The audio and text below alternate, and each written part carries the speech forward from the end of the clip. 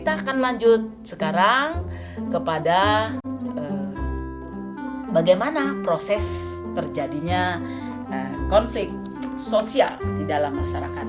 Nah, ini ada 3 proses yang kita ambilkan dari pendapat-pendapat ya.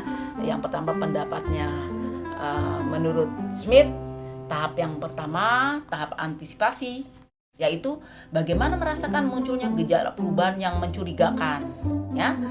Yang kedua menurut beliau adalah tahap menyadari ya, yaitu perbedaan mulai dari diekspresikan dalam bentuk suasana yang tidak mengenakan. Ini menyadari kita ada konflik di sana. Nah, kemudian tahap berikutnya adalah tahap pembicaraan. Nah, mulai muncul pendapat-pendapat yang beda, mulai bermunculan di sana. Nah, akhirnya adalah tahap perdebatan terbuka dan akhirnya menuju kepada tahap konflik terbuka ya, tahap konflik terbuka. Nah, itu adalah pendapat dari Smith ya, pendapat dari Smith. Nah, selanjutnya kita menuju kepada konsepnya dari Robin ya. Apa menurut Robin tahun 1996?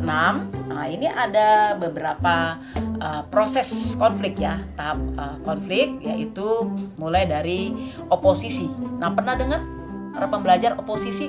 Ya, kalau di dalam kehidupan politik di Indonesia itu pernah ada ya namanya oposisi. Itu partai-partai yang tidak setuju untuk gabung dalam partai yang menang ya, ini biasanya menjadi oposisi ya.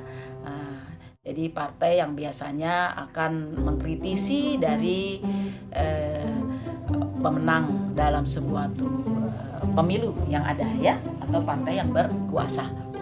Nah, jadi di sini tahap pertama oposisi itu maksud Robin itu adalah ketidakcocokan ya, adanya suatu proses ketidakcocokan potensial. Nah, ini kondisi yang menciptakan kesempatan untuk memunculkan sebuah konflik. Nah, ini tahap yang pertama. Nah, kondisi tersebut itu mulai dari komunikasi ya. Nah, kemudian komunikasi itu bisa baik atau buruk ya kan, yang akan bisa menimbulkan konflik. Kemudian 3 kondisi itu, yang kedua adalah struktur ya. Struktur itu adalah ukuran ya atau derajat spesialisasi dari tugas yang diberikan di anggota-anggota itu ya, berupa gaya menyampaikan ya, tujuannya, kemudian kepemimpinannya, itu struktur. Kemudian kondisi yang ketiga adalah dalam oposisi ini adalah variabel pribadi. Jadi sistem dari nilai-nilai tiap orang ya yang berbeda-beda karakteristiknya, kepribadiannya. Nah, ini bisa mewujudkan ketidakcocokan atau tahap yang disebut dengan oposisi tadi ya. Selanjutnya adalah masuk kepada tahap kognisi dan personalisasi.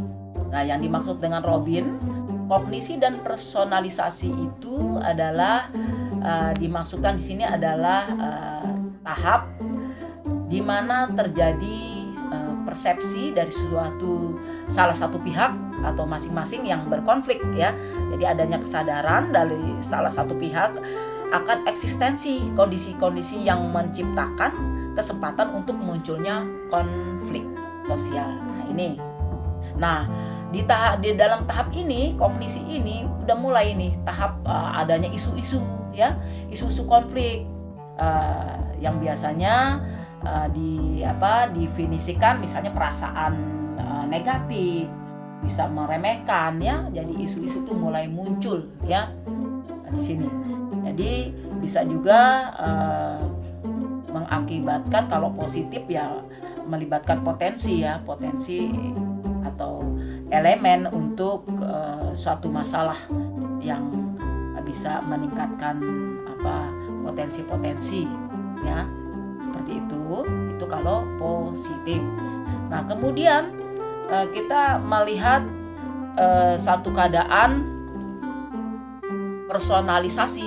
Nah, personalisasi ini konflik yang melibatkan emosi. Ini sudah tadi isu, kemudian sudah menuju kepada personalisasi. Ini sudah menuju kepada adanya melibatkan emosi di sini, ya. Nah, akhirnya maksud, sampai pada tahap maksud. Apa itu maksud? Jadi ini keputusan untuk bertindak, ya. Yang dimaksud oleh Robin ini keputusan untuk bertindak dalam suatu cara tertentu dari pihak untuk berkonflik di sini, ya. Nah, di dalam maksud ini ya ada 5, ya.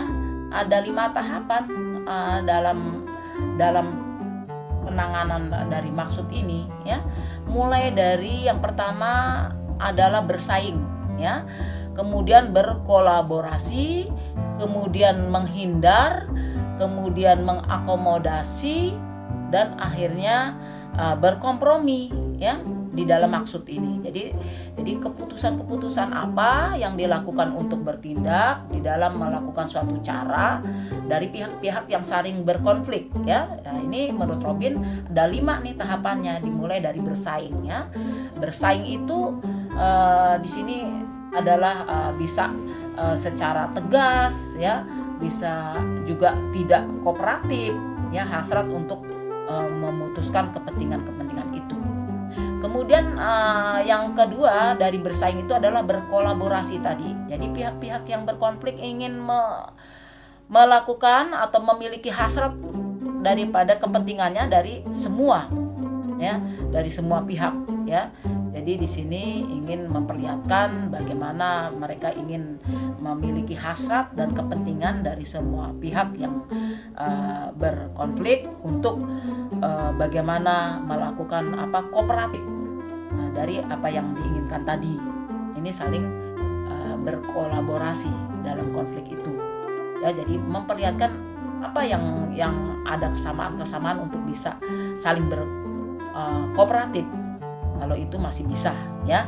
Kemudian bisa juga tahap yang ketiga itu di dalam personalisasi itu, ya, maksudnya di dalam maksud tadi, yaitu di dalam personalisasi maksudnya itu menghindar, ya.